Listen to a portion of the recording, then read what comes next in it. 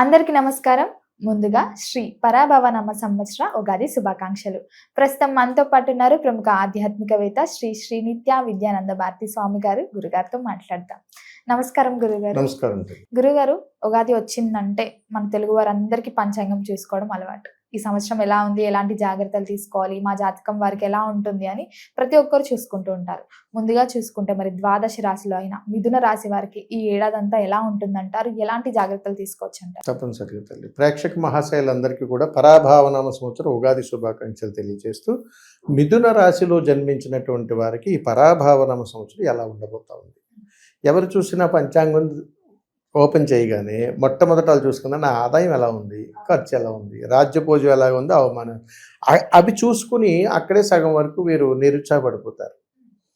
తరువాత మాసవారి ఫలితాల్లో ఈ నెల ఎలా ఉండబోతుంది, ఈ నెల ఎలా ఉండబోతుంది, ఈ నెల అని అనుకుంటారు. ఒకటి మాత్రం గమనించాలి, మిథున రాశిలో జన్మించినటువంటి వాళ్ళు అతి సున్నితమైనటువంటి మనస్తత్వం కలిగినటువంటి వారు. చాప కింద నీరులా ప్రవహిస్తూ ఉంటారు వీళ్ళ మనస్తత్వం. ఎప్పుడు కూడా ఏదైనా మాట అంటే అలిగేస్తూ ఉంటారు. అలాంటి మిథున రాశి వారి యొక్క జాతక ఫలితాలు చాలా జాగ్రత్తగా చెప్పాలి. ఎందుకనంటే వీరు ధనాన్ని ఎక్కువగా దాచుకుంటుంటారు. వాళ్ళ మాటలు వీళ్ళ మాటలని అప్పు చేసి మరి పొగడతల కోసం వెళ్ళి ఖర్చు పెట్టేస్తుంటారు. అది వీరికి వచ్చే నష్టం. అందుకని పరాభావనామ సంవత్సరంలో మిథున రాశి వారు తోటి స్నేహితుల మధ్యలోనే వీళ్ళు మోసపోతూ ఉంటారు. అందుకని వీరికి ఆదాయం 8 రూపాయలు అయితే ఖర్చు 11 రూపాయలు ఉంటుంది, ఎక్కువ ఉంటుంది. అందుకని దీనికి సంబంధించినటువంటి ఫలితాల ప్రకారం మనం చూసుకుంటే మిథున రాశి వారు కుండ నిండా నీళ్లు పోస్తే కదలకుండా ఎలా ఉంటారో అలా ఉంటుంది ఈ సంవత్సరం. అందుకని ఎప్పుడూ చూడలేనటువంటి యోగాన్ని, ఆనందాన్ని చూస్తారు. వాస్తవికంగా మిథున రాశిలో జన్మించినటువంటి వారికి అద్భుతమైనటువంటి మనశ్శాంతి అయితే దక్కుతుంది ఈ సంవత్సరం. ఎందుకంటే వారి మనసు ఎప్పుడు అలజడిగానే ఉంటుంది. ఏది చెప్పుకోలేరు, ఏది ఎక్స్ప్రెస్ కారు, ఏది ఎవరితోటి ఏది చేయరు, వీరు ఎవరిని నమ్మరు. అలాంటి మనస్తత్వం కలిగినటువంటి వారు మిథున రాశిలోనే ఎక్కువగా ఉంటారు. వీరి తత్వం అంతా కూడా ఇప్పుడు అగ్నితత్వంగా ఉంటుంది. ఈ సంవత్సరం అంతా కూడా వీరు అగ్నితత్వం. అందుకని ఎక్కువ ఫైర్ అవుతారు, చాలా ఓపెన్ అవుతారు. మనం ఆశ్చర్యపోతుంటాం, అరే ఎప్పుడు మాట్లాడు, భలే మాట్లాడుతున్నావు, నలుగురిలో మాట్లాడుతుంటారు, చాలా తెలివిగా మాట్లాడుతుంటారు, బరస్ట్ అయిపోతుంటారు చాలా విషయాల్లో. అదంతా ఈ పరాభావనామ సంవత్సరంలో జరుగుతుంది. అందుకని వీరు పరాభావనామ సంవత్సరంలో మిథున రాశిలో జన్మించినటువంటి వారి అందరిది కూడా అగ్నితత్వం, అలా అని చెప్పొచ్చు. గురుగారు, మరి ముఖ్యంగా చూసుకుంటే విద్యార్థులకి ఈ సంవత్సరంలో ఎలా ఉంటుందంటారు? విద్యార్థులకు మిథున రాశి వారిలో జన్మించినటువంటి వారికి ఈ పరాభావనామ సంవత్సరంలో కాస్త ఇబ్బందులే ఉన్నాయని చెప్పొచ్చు. ఎందుకంటే ప్రేమ వ్యవహారాల్లో చిక్కుకునేటువంటి అవకాశాలు బలంగా కనపడతా ఉన్నాయి ఎవరికి, మిథున రాశి వారికి.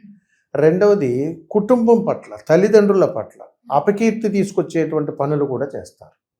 రెండవది, ఉద్యోగం, చదువుకున్నప్పుడు కానీ వీరి తరగతి గదిలో కానీ తోటి విద్యార్థులతో ఘర్షణలు పడటము, మాట పెంచుకోవటము, సస్పెండ్కి గురవటము, స్కూల్ నుంచో కాలేజ్ నుంచో అని తిరిగి పంపించేయడము, ఇలాంటి అగ్నితత్వ కారకాలన్నీ కూడా వీళ్ళు చేస్తుంటారు.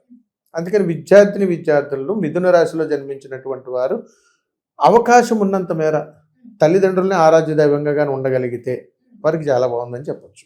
ఉద్యోగ వ్యవస్థలో ఉన్న వారికి ఎలా ఉంటుందంటారు? ఈ సంవత్సరం ఏదైనా ఉద్యోగం మారాలి, ఇక చికాగ్గా ఉంది, ఇంకా అవ్వట్లేదు, వేరే ఉద్యోగం మారదాం అనుకునే వారికి కూడా. మిథున రాశిలో జన్మించినటువంటి వారికి ఉద్యోగ విషయంలో కాస్త ఎదురు దెబ్బలు తగులుతాయి తల్లి. ఎలాంటి ఎదురు దెబ్బలు అంటే, ఒకేసారి 2 ఉద్యోగాలు వస్తాయి, ఏది చేయాలో అర్థం కాదు.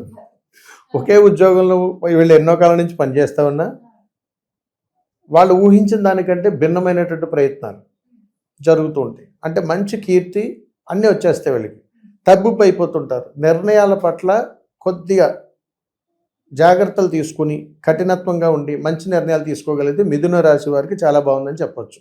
ఉద్యోగాలు చేసేటువంటి చోట మిథున రాశిలో జన్మించినటువంటి వాళ్ళు ఈ పరాభావనామ సంవత్సరంలో తోటి ఉద్యోగుల దగ్గర అప్పులు చేసి అప్పులు పాలయ్యేటువంటి అవకాశాలు అది ఒక్కటే బాధాకరంగా ఉంది.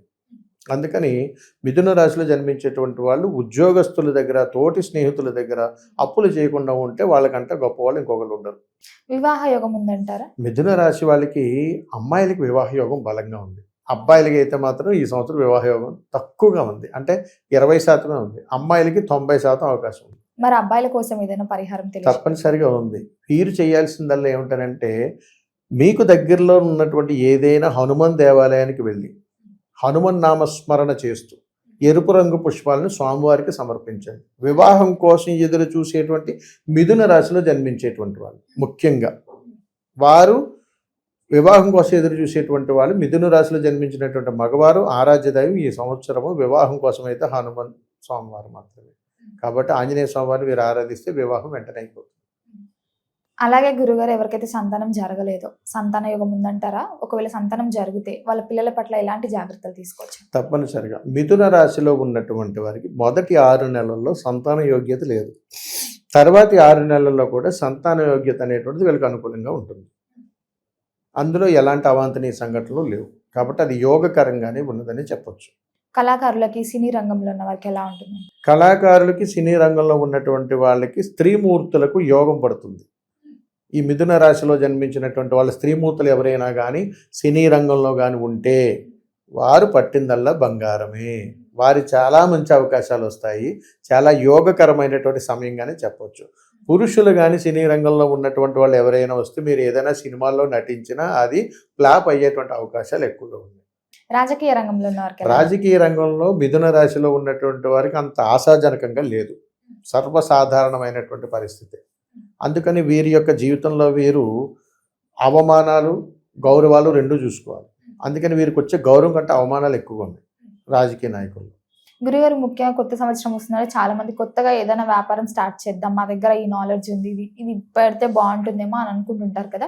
మరి మిథున రాశి వారికి ఈ సంవత్సరం అలా పెట్టొచ్చు అంటారా? ఒకవేళ పెడితే ఈ రాశి వారికి ఏది బాగా వ్యాపారంలో అభివృద్ధి చెందుతుంది? మిథున రాశిలో జన్మించినటువంటి వారు ఈ 2026 సంవత్సరం పరాభావనామ సంవత్సరంలో వీరి పట్టిందల్లా బంగారం కావాలంటే రియల్ ఎస్టేటు, షేర్ మార్కెట్, వస్త్ర రంగంలో ఉన్నటువంటి వారికి మిథున రాశిలో ఉన్నటువంటి వాళ్ళకి తిరుగులేని సంపద. అందులో డౌట్ లేదు. అది స్త్రీలైనా పురుషులైనా ఎవరైనా కానీ. మొత్తం మీద చూసుకుంటే గురుగారు, ఈ ఫస్ట్ హాఫ్ బాగుంటుంది అంటారా, లేకపోతే సెకండ్ హాఫ్? ఓవరాల్ గా బాగుంది.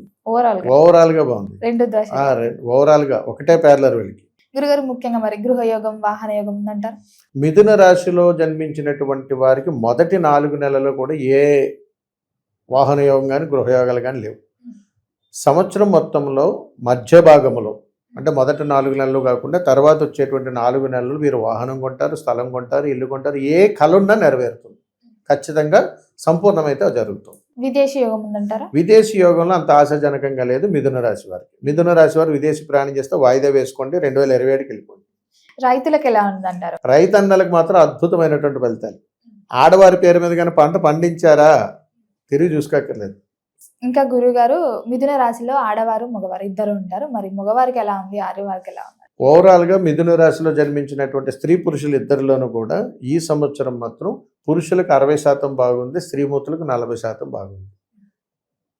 అలాగే మిథున రాశిలో పుట్టినటువంటి వారు ఎవరికైనా కానీ మీరు మాట్లాడేటువంటి మాటల్లో గౌరవాలు తక్కువగా ఉంటాయి, అవమానాలు ఎక్కువగా ఉంటాయి.